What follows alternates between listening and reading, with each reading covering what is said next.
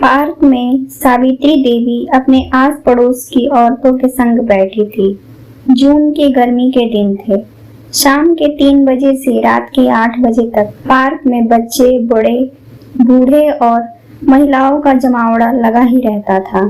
Park में बच्चे खेलते, कोई टहलता, कोई घूमता। इस भीषण गर्मी में मानो पार्क एक अच्छी जगह थी समय बिताने के लिए। पर सावित्री जी हमेशा ही स्वयं पार्क में जाती, पर बहू को कभी भी नहीं लेकर जाती। बहू अगर कभी कहती जाने को तो सावित्री जी उसे ये कहकर मना कर देती कि बहू घर में ही अच्छी लगती है, बाहर नहीं। फिर बेचारी सोनम मन महसूस कर रह जाती, घर के सभी काम करती और घर में ही पड़ी रहती। सावित्री जी का घर भी मात्र नाम का ही था। शहर में तो था पर काफी छोटा और अंदर गली में। वहाँ जरा सा भी वेंटिलेशन नाम की कोई चीज नहीं थी। अगर कभी लाइट चली जाती तो घर में अंधेरा और गर्मी के कारण उनकी बहू सोनम परेशान हो जाती थी। पर सावित्री जी को बहू से कोई लेना देना नहीं होता था। वो बस उससे हर काम की ही उम्मीद रखती थी, वो भी वक्त पर। एक शाम उस पार्क में सावित्री जी बैठी थी। तभी वहाँ बैठी उन्हीं के उम्र की औरतें बातें कर रही थी कि आजकल इस उम्र में आदमी के बुढ़ापे का सहारा कौन है, बेटी है या बेटा। तभी एक औरत बोली, अब ऐसा भी क्या सवाल है, बेटा या बेटी दोनों ही होते हैं। हाँ, पर ये है कि शादी कर दो तो बेटी पराई हो जाती है, हक तो बेटे पर ही होता है। तभी एक दूसरी औरत बोली, अरे वो तो ठीक है, पर आजकल बेटे भी शादी होने के बाद अपनी बीवी की ही सुनने लगते हैं। हाँ, ये बात तो है बहन। बेटे पर भी अगर ज्यादा प्रेशर दिया तो वो भी अपनी बहू को लेकर अलग रहने का मन बना लेते हैं।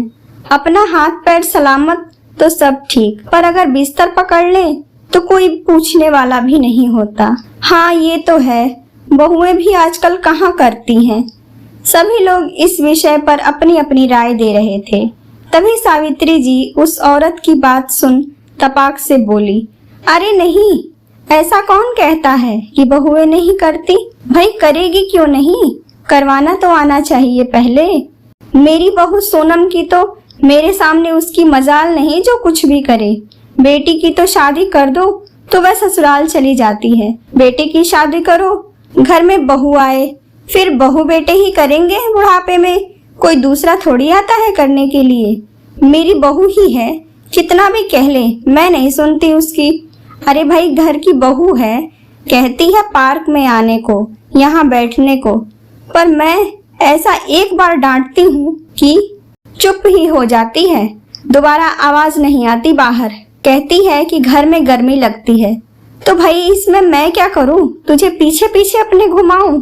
बेटा है सही तभी तो भाई मेरा मानना है कि बेटा ही होता है बुढ़ापे का सहारा। इसीलिए लोग दुआओं में बेटा ही मांगते हैं, क्योंकि बेटा ही बहू लाता है। वहीं पर बैठी बेंच पर एक बूढ़ी औरत ये सब बातें सुन रही थी। वो बोली, वैसे तो सभी लोग अपने जीवन में बेटा और बेटी दोनों की ही कामना रखते हैं और बच्चे ही बुढ़ापे की लाठी होते हैं। इसीलिए सबकी ये इच्छा होती है कि भगवान उन्हें संतान दे ताकि बुढ़ापा अच्छे से कटे। बेटी विदा हो जाती है और बेटे ही घर में बहू लाते हैं, और घर में बहू के आ जाने के बाद सारी जिम्मेदारी बेटा अपनी पत्नी पर डाल देता है। तो मेरे हिसाब से तो बहू ही होती है बूढ़े सास ससुर की लाठी। मैं तो यही मानती हूँ, बहू के ही सहारे बूढ़े अपना जीवन अच्छे से बिताते हैं। और बहन जी, मैं यहाँ रोज इसी बेंच पर बैठती हूँ, क्योंकि मैं भी थोड़ा पार्क में हवा खाने के लिए आ जाती हूँ और आपकी बातें हमेशा ही सुनती हूँ और हमेशा आपकी बहू के बारे में हर बात सुनती हूँ। तो मेरा तो ये मानना है कि बहू ही बुढ़ापे की लाठी होती है और बहू ही करती है, पर सास ससुर को भी बहू को बहू समझना पड़ता है। आपकी बहू बहुत ही भली है, जो इतनी गर्मी में दुख झेल कर भी आपकी बात को नहीं काटती। पर कब तक, एक ना एक दिन तो वह मुंह खोल ही देगी। आजकल की बहुएं कहाँ इतनी इज्जत देती हैं, और जिसे इज्जत देती हैं वो ये समझते हैं कि बेटा हमारा करता है। अरे बेटा क्या जानता है, वो तो सुबह का निकला शाम को आता है। एक बहू को ही अपने सास ससुर की पूरी दिनचर्या मालूम होती है। कौन कब नाश्ता करेगा, दवाई खाएगा, कब कैसी चाय बनती है, सुबह शाम घर में देख रेख, खाना बनाना, सब कुछ तो बहू ही करती है। अगर बूढ़े सास ससुर बीमार भी पड़ जाए तो मन से दे या बिना मन के दे, बहू ही एक गिलास पानी देगी ना। बेटी ससुराल से आएगी उस वक्त, और ना ही बेटा अपने ऑफिस छोड़ घर में बैठकर सेवा करेंगे। बूढ़े सास ससुर की जान होती है घर की बहू। अगर बहू 2 दिन के लिए भी कहीं चली जाए या बीमार हो जाए तो क्या वो घर बिना बहू के घर लगता है? बेटा अगर कहीं विदेश में भी नौकरी करे तो घर में बहू के होने से घर में संपन्नता रहती है। पर कितनी सास अपनी बहू को कुछ नहीं समझती, तो बहू भी क्या करेगी उनको। ऐसी सासें बस एक तरफा प्यार ढूंढती हैं। अब आपको ही ले लीजिए, अगर आप अपनी बहू को थोड़ी देर पार्क में ले आएंगी तो क्या हो जाएगा, बल्कि उसका भी थोड़ा मन बहल जाएगा। वो भी इंसान है, गर्मी उसको भी लगती है।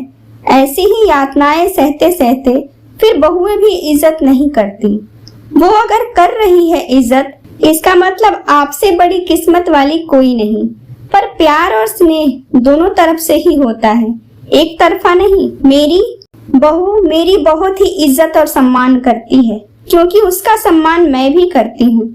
बिना बहू के सास ससुर का जीवन ऐसा होता है मानो उनकी लाठी ही किसी ने छीन ली हो। अगर बहू इज्जत ना दे तो बूढ़े हर चीज के लिए छटपटा कर रह जाएंगी। ये अड़ोसी पड़ोसी कोई पूछने वाला नहीं होता। अगर घर में बहू ना हो तो अपनी बेटी भी 2 दिन के लिए आ जाएगी, पर फिर वो भी चली जाएगी अपने ही घर। बेटा भी ऑफिस से आए तो वो भी कुछ नहीं कर पाएगा, क्योंकि उसे ये मालूम ही नहीं होता कि माँ पापा को सुबह से रात तक क्या क्या देना है। बेटा भी यही कहेगा, खाना खा लो, नाश्ता कर लो, चाय पी लो, पर जिम्मेदारी तो बहू ही निभाती है। कैसा खाना, कैसा नाश्ता, कैसी चाय, वो सब सास ससुर के हिसाब से ही बनाती है। यह हर घर की कहानी है। बेटा या बेटी नहीं होते जरूरत पर खड़े, पर बहू को अगर बहू बना कर रखें तो सास की बीमारी में तन मन से सेवा करती है। इसीलिए मेरा मानना है कि बुढ़ापे की लाठी घर की बहू होती है। पर आपको भी यह सोचना होगा कि बहू को बेटी जैसा स्नेह दे, नहीं तो वो भी कितना करेगी आपको। ताली दोनों हाथों से बजती है। उसको स्नेह देंगे तभी वो आपको भी स्नेह देगी। इसलिए अपनी घर की बहू की कभी भी बाहर वालों से शिकायत नहीं करनी चाहिए, क्योंकि जब आप बिस्तर पकड़ लेंगी तो आपके सामने एक गिलास पानी लेकर आपकी बहू ही खड़ी मिलेगी। तभी थोड़ी देर में व्हील चेयर लेकर उस बुढ़िया की बहू आई और सहारा देकर उसे उस चेयर पर बिठा दिया और घर की तरफ वो चल दी, क्योंकि वो अपाहिज थी। ये सब देख सावित्री जी को पता चल गया कि उनकी बहू भी उनकी कितनी इज्जत करती है, पर वो उसे वो इज्जत नहीं देती थी। पर आज से वो भी अपनी बहू को प्यार और सम्मान देंगी जिसकी बहू हकदार है।